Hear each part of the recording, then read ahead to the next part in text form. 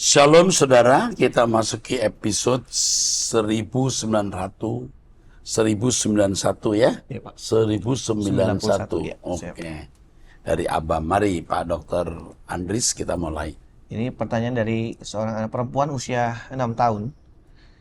Ini pertanyaan sebenarnya dari anak itu ditanyakan melalui mamanya. Jadi yang nanya mamanya ini. Mamanya, iya. Sebenarnya ini di Abam Kid, tapi berhubung ini Iya.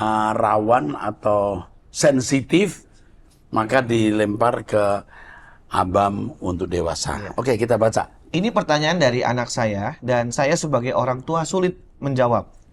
Tiap hari kami membaca Alkitab bersama dan ada ayat Alkitab yang menuliskan bahwa Tuhan menolong Israel. Misalnya di Lukas 1 ayat 54. Anak saya bertanya, kenapa Tuhan menolong Israel padahal Israel menembak suatu negara?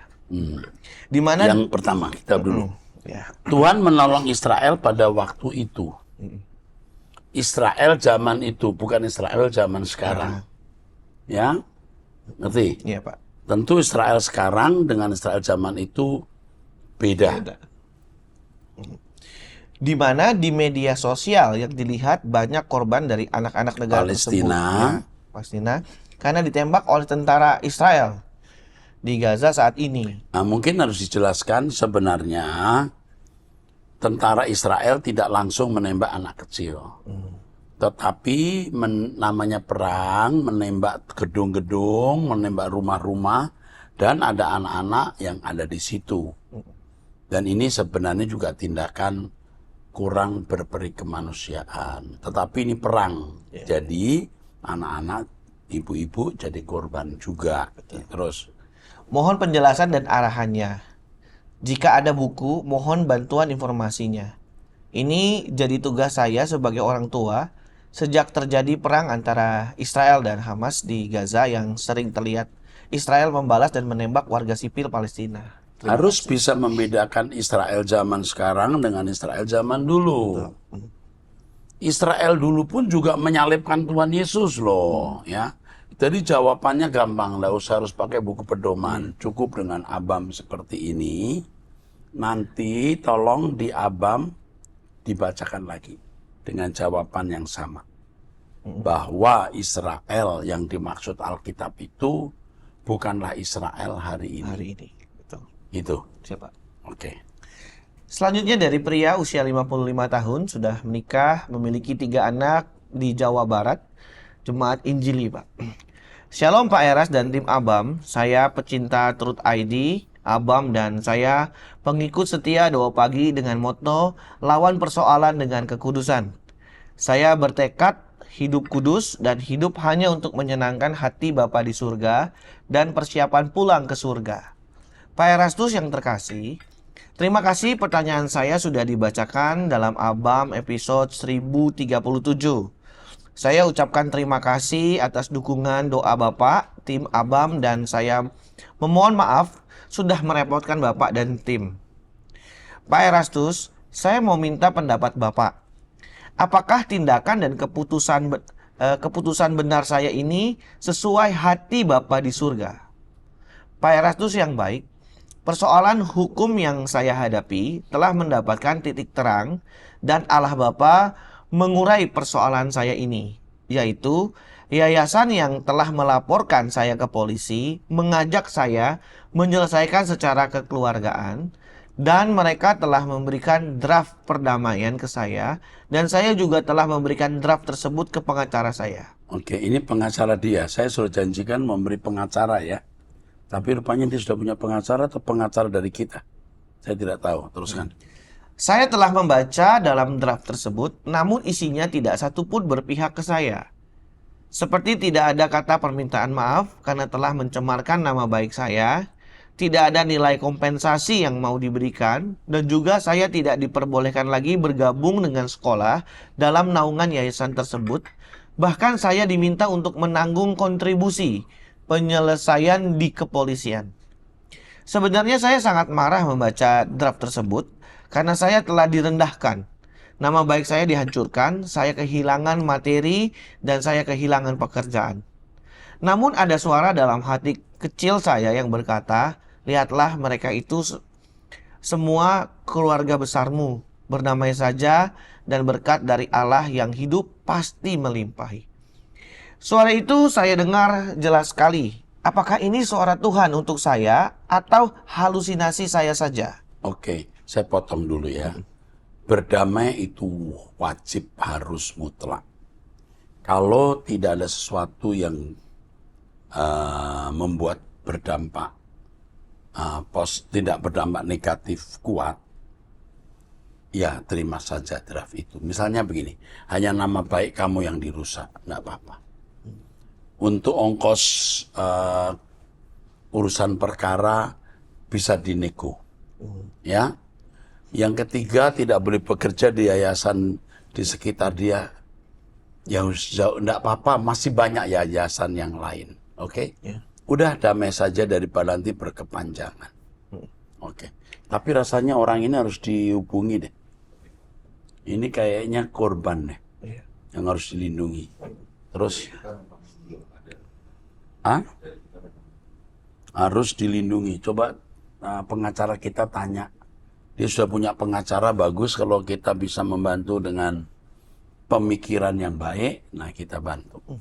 Berarti saya harus belajar mengampuni dengan lapang dada meskipun disakiti dan dirugikan. Seperti yang sering Bapak Erastus ungkapkan, seandainya itu anakmu, apa yang akan kamu lakukan? Ya, bagus sekali. Saya mau belajar mengubah cara berpikir saya dan memandang seandainya orang-orang itu adalah anggota keluarga kamu dan lagi orang-orang yayasan tersebut yang melaporkan saya adalah para hamba Tuhan yang melayani di gereja. Mohon pencerahannya ya Pak Erastus. Terima kasih Pak Erastus. Tuhan Yesus memberkati. Oke. Oh iya Pak Erastus, bolehkah saya minta lagu-lagu Bapak dengan ada chord gitarnya dalam bentuk PDF? Terima Ada ya, kasih. kita punya ya. Udah, kami kirimkan. Yang pertama, kami peduli, kami akan ikut mendampingi Anda. Ingat, sebaiknya tidak dibuat panjang, berdamai saja. Lalu buku dengan chord gitar kita akan berikan. Oke? Baik, selanjutnya dari wanita usia 58 tahun, sudah menikah, memiliki 4 anak dari Jawa Timur, jemaat gereja karismatik, Pak. Ya. Shalom Pak Erastus bersama tim. Melalui album ini, saya mau bersaksi. Saya seorang ibu lulusan SD, belum lansia Pak, baru pralansia. Saya dan keluarga tinggal di pedesaan dan suami saya satu Pak, cukup. Tuhan itu baik dan kuasanya bekerja tidak dibatasi oleh jarak dan waktu. Saya sudah 3 tahun ini setia mengikuti doa pagi bersama Bapak dan saya sangat diberkati dan diubahkan. Suatu ketika, pas lagi enak-enak mengikuti doa pagi, tiba-tiba mata saya mengantuk lalu saya tidur sekejap Pak. Meskipun hanya tidur sebentar, ternyata memberikan kekuatan dalam hidup saya Pak. Saya diberikan mimpi Pak, lalu saya terbangun. Dalam mimpi itu, saya bersama dengan Bapak Eras dan 3 orang wanita sedang berdoa memuji dan menyembah Tuhan di ruangan atau kamar khusus.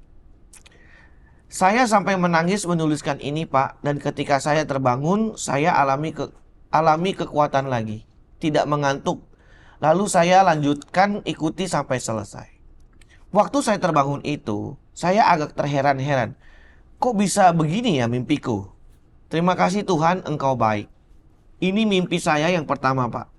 Mimpi yang berikutnya di lain hari, saya juga lagi mengikuti doa dan mengantuk lagi.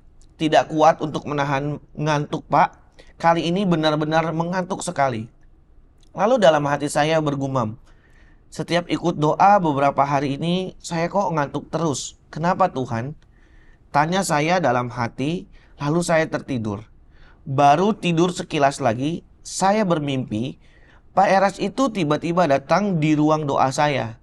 Di ruangan itu lagi berdoa bersama beberapa orang. Pak Eras datang sambil berkata dengan mengangkat tangan menunjuk ke arah satu oknum dengan berkata tegas dan keras, dalam nama Tuhan Yesus saya usir roh mayat-mayat keluar dalam nama Tuhan Yesus. Lalu saya terbangun dan merenung, ternyata ada yang mengganggu saya. Pantesan saya kok ngantuk terus beberapa hari ini. Saya hanya bisa berucap terima kasih kepada Bapa Elohim Yahweh, Tuhanku Yesus yang peduli saya melalui Bapak Eras. Terima kasih juga kepada Bapak Eras yang setia mendoakan kami dan bersama tim. Saya percaya biarlah melalui kesaksian kami ini setiap orang yang mengikuti doa pagi juga mengalami jamahan Tuhan, baik lewat mimpi maupun lewat khotbah-khotbah Bapak Erastus. Kiranya apa yang saya sampaikan kepada Bapak Eras memberkati teman-teman dan saudara-saudara saya semua dimanapun berada. Amin. Mau saya lanjutkan mimpi yang berikutnya, tapi takut kepanjangan, Pak. Lain kali saya sambung lagi ya, Pak. Bapak Eras bagi saya adalah seorang hamba Tuhan yang tulus dan murni dalam melayani Tuhan dalam roh. Saya merasakan ketenangan, kedamaian jiwa, dan hati saya ketika mengikuti doa pagi maupun lewat khotbah-khotbahnya. Apapun kata orang, Pak, yang menghina-hina Bapak maupun yang melecehkan Bapak, bahkan ada orang yang katakan ajarannya sesat, no problem bagi saya, Pak. Orang-orang seperti itu ada rasa iri hati dan belum memiliki perjumpaan dengan Tuhan saja secara pribadi. Tetap semangat, Pak, maju terus dan pantang menyerah. Tuhan Yesus memberkati. Wow, terima kasih kepada Ibu Deborah Asri yang sudah menyampaikan kesaksiannya. Ya, kita akan bersama-sama terus, Bu, sampai ke langit baru, bumi baru. Tuhan memberkati. Selanjutnya wanita usia 39 tahun, janda cerai hidup di Jakarta, Jemaat Rehoboth Church MAG. Oke. Shalom Bapak Rohaniku dan tim Abam serta moderator yang saya hormati. Dalam kesempatan ini saya tidak bertanya, hanya mengucap terima kasih untuk perjumpaan kepada moderator-moderator Abam saat di Sunday Service 3 jam 15.30 WIB. Oh, ketemu dengan kalian itu. Iya, Pak, di ibadah ketiga. Oke.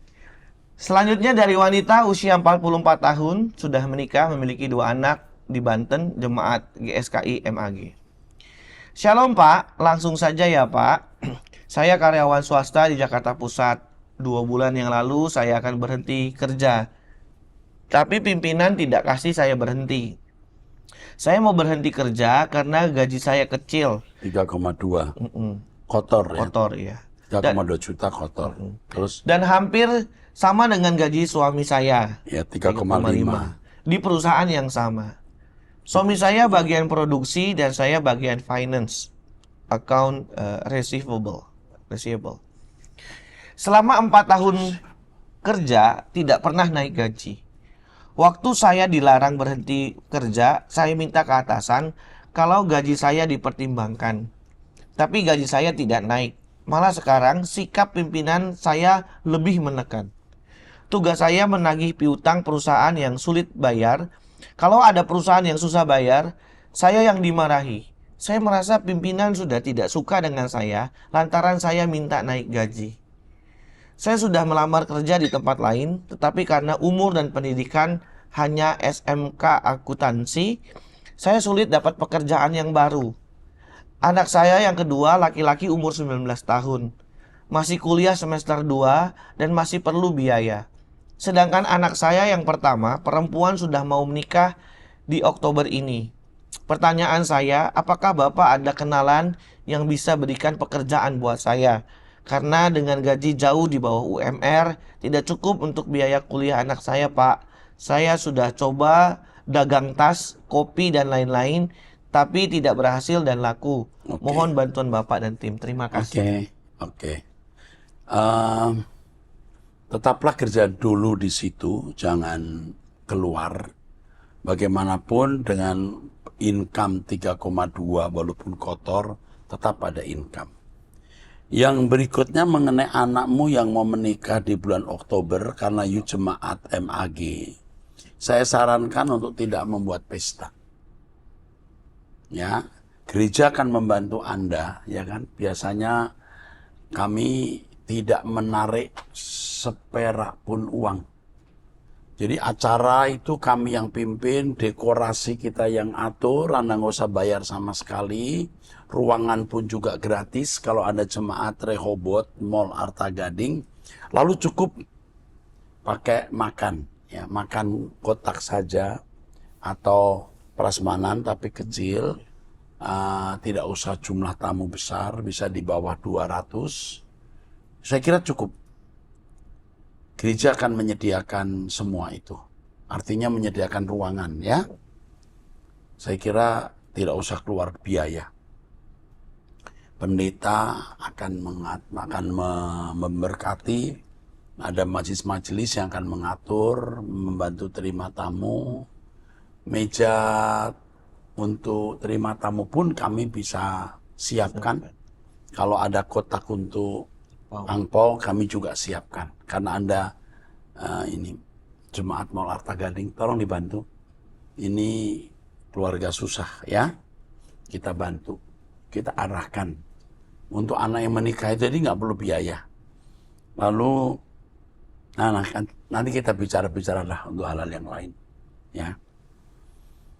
Sekaligus pada kesempatan ini, jika misalnya ada saudara-saudara pecinta ABAM yang anaknya ingin kuliah tapi tidak memiliki biaya, STT Ekumene itu bukan sekolah yang sekedar membuat orang jadi pendeta atau guru. Kami juga mendidik anak-anak menjahit, bengkel, peternakan, perikanan untuk hidup hari esok. Juga anak-anak kita ajar musik, bisa melayani nanti di main drum, piano, gitar. Mereka pun juga dengan kemampuan alat musik bisa cari hidup, bisa cari nafkah. Ya, ke STT Ekumene ya. Khususnya pecinta ABAM, apalagi kalau jemaat GSKI. Jika ada lulusan SMP, orang tua tidak mampu juga bisa menghubungi ABAM. Kami punya beberapa sekolah yang menyediakan beasiswa, asrama bahkan juga. Tentu kalau Ekumene Kristen High School, karena ini sekolah yang memang profesional, unggulan, tentu tidak menyediakan beasiswa seperti sekolah-sekolah lain. Ya, Pak. Kecuali sangat khusus. Ada asramanya juga, tetapi hanya untuk mereka yang betul-betul memiliki kemampuan akademis yang baik. Dan biayanya juga besar. Ya. Oke, saya kira itu dulu, saya jelas ya, Ya, Pak. pengumumannya.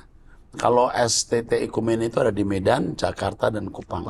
Di Kupang ada beberapa sekolah kejuruan juga yang bisa membantu saudara-saudara. Ini bukan hal yang mudah karena kami membutuhkan biaya yang sangat besar dengan beasiswa untuk anak-anak SD, SMP, SMA. Kalau di Kupang itu kami punya ada satu sekolah ya, itu SD, SMP, SMA, SMK ya, itu juga membantu mereka yang tidak mampu, tapi tidak ada asramanya.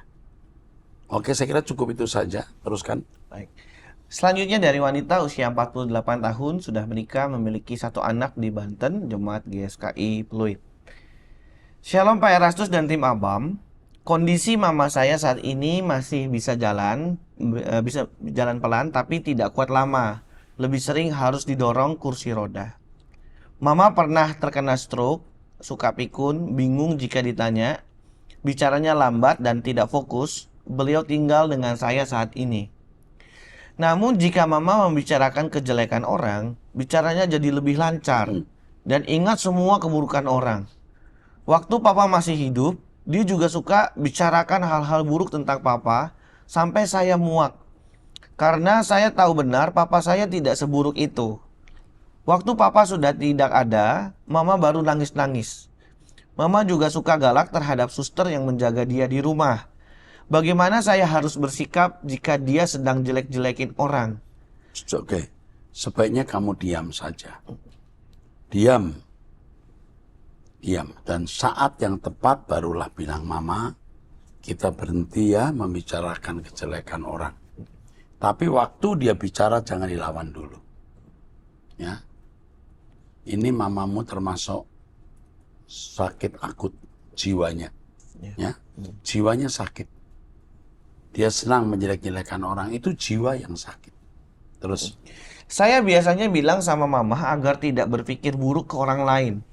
Saya merasa kalau saya diamkan, dia akan terus seperti itu, seperti kaset kusut. Oh iya, harus bicara tapi jangan pada waktu dia sedang menjelek-jelekan orang. Dia dari muda memang cukup toksik seperti ini dan tetap berlanjut hingga sekarang. Ini pelajaran untuk kita semua. Sejak muda mestinya berubah, kalau sudah tua susah berubah.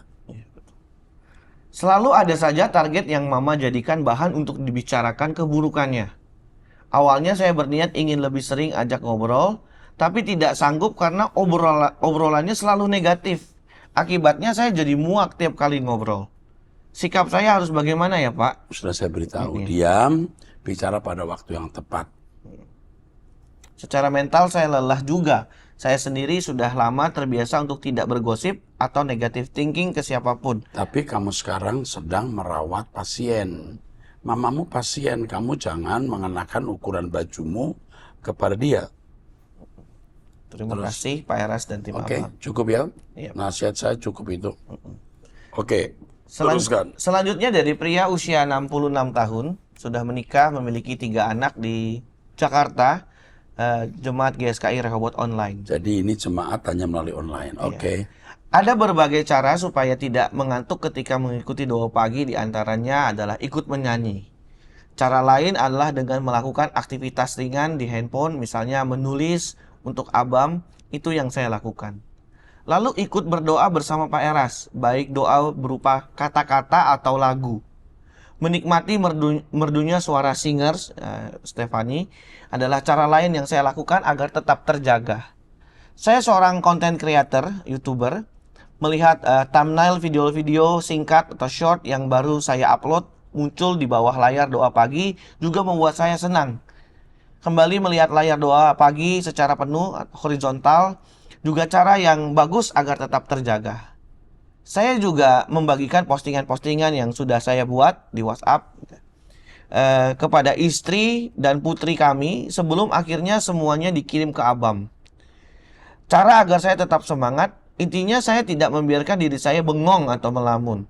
Terima kasih Pak Eras dan tim yang setia melayani Tuhan dan kami semua komunitas doa pagi. Tuhan memberkati pelayan Bapak dan tim. Pak Paul Herlambang, terima kasih untuk sarannya. Baik-baik saudara, ikut menyanyi. Ketika saya menyanyi, ikut menyembah. Waktu saya menyembah, haleluya, haleluya, begitu. Terus ikut berdoa bersama-sama dengan saya berupa kata-kata, ya ucapkan begitu. Ini masukan yang bagus ya. Tuhan berkati Pak Paul Herlambang sekali lagi.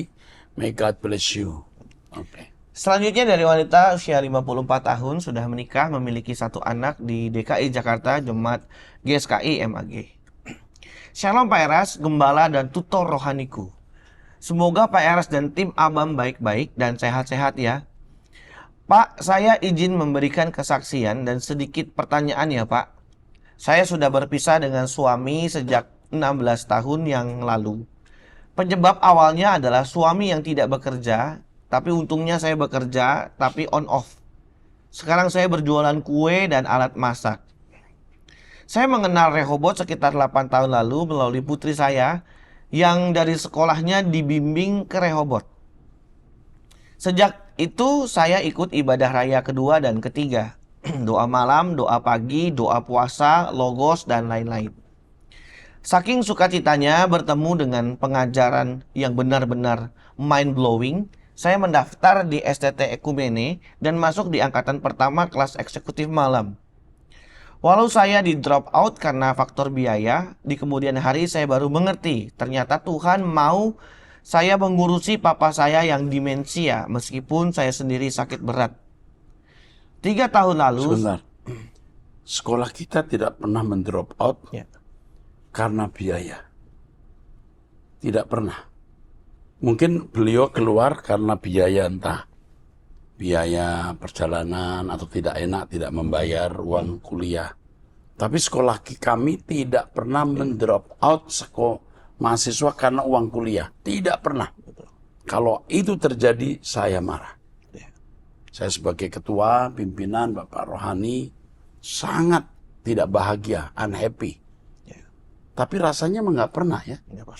Tidak pernah ada anak mahasiswa atau apalagi ibu-ibu yang reguler malam atau eksekutif ini drop out karena biaya. Tapi tentu bukan karena biaya kuliah ya. Kalau orang kesulitan biaya kuliah, biasanya kami selalu menolong. Selalu. Karena kami ada untuk pekerjaan Tuhan ini. 3 tahun lalu saya didiagnosa kanker payudara stadium 3 dan dokter menyarankan radiasi secara kemoterapi. Tetapi saya tidak mengikuti saran dokter, saya malah alternatif lain Ya, oke. dan memberikan protokol berupa sayur mentah, Raw vegetable. ya. Raw vegetable. Sejak terkena kanker, saya tidak ada perasaan takut, cemas, dan lain-lain karena saya telah mendapat banyak pembekalan firman Tuhan melalui apa yang Bapak ajarkan. Saya diajar bahwa dalam perjalanan pulang ke rumah Bapak dan semua yang terjadi adalah proses bertumbuh dewasa, proses berubah dari kodrat dosa menjadi kodrat ilahi, menjadi seperti Yesus dan sempurna seperti Bapa. Jadi Pak Eras, sejak 2021 hingga saat ini saya tidak kemo, bukan karena tidak mau kemo. Tapi pertama, karena saya harus menjaga papa saya. Di rumah saya tinggal berdua bersama papa saya saja. Belakangan putri saya juga kembali tinggal bersama saya. Kedua, saya tidak mau merepotkan adik-adik saya. Sejak COVID melanda, perekonomian saya sulit, penjualan alat masak menurun drastis. Beruntung adik-adik memberikan support sehari-hari. Keluarga suami tidak pernah sekalipun menanyakan keberadaan saya ataupun support finansial. Dengan seizin Tuhan, saya belajar menerapkan Satu. ya, Oh ya, apa nih? ini pernah saya ikuti New Start. New Start. Oke. Dari seorang supervisor breast cancer. Ya. Program yang bagus sekali loh, Pak. Terus Ya. Ada yang berbayar, ada yang free seperti program Help Me yang free konsultasi dengan beliau. Oh iya, melalui ini Adventist seperti kita tahu Adventist itu concern sekali dengan kesehatan, mostly vegetarian. vegetarian.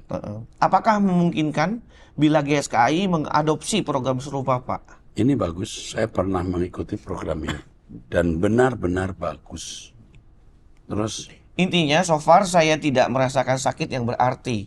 Saya merasa Tuhanlah yang menuntun saya sehingga bertemu dengan pengajaran Pak Eras menjadi kuat dan resourceful. ya. Saya sungguh bersyukur bertemu dengan Pak Eras dan Bapak juga sering bilang untuk mengimpartasikan kepada keluarga.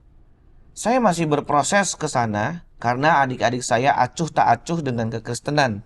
Yang jelas, saya bertekad untuk melindungi orang-orang yang saya kasihi dengan hidup suci, bertanggung jawab dan berorientasi atau pengharapan akan LB3, langit Amin. baru, bumi baru. Amin. Terus Itu sedikit kesaksian saya, semoga boleh menjadi inspirasi buat pendengar Abam yang juga sedang sakit, yang mau mempraktekkan hidup bertanggung jawab, membangun iman dengan selalu mendekatkan diri pada Tuhan, mengubah pola hidup, termasuk pola makan. Bila saya membantu pelayanan orang sakit, cancer di Rehoboth, apakah boleh Pak? Mungkin pengetahuan saya yang tidak seberapa ini bisa membantu. Terima kasih, God bless. ini harus diajak bicara. Saya pernah mengikuti program ini dan bagus sekali. Sebab kalau kita ini bertanggung jawab dengan pola makan, pola hidup yang baik, itu kita akan lebih menjaga kesehatan. Jangan hanya percaya mujizat kesembuhan, tapi tidak bertanggung jawab. Ya. Kalau orang berkata, aduh Pak Eras sehat ya, diurapi, diberkati Tuhan, amin. Tapi saya juga lumayan hati-hati walaupun ada cerobohnya makan. Tapi lumayan hati-hati. Olahraga, treadmill, nah, itu bagian dari hidup saya. Ya. Oke, saya kira cukup ya Pak Andris. Kita ketemu di episode 1092 nanti. Tuhan berkati.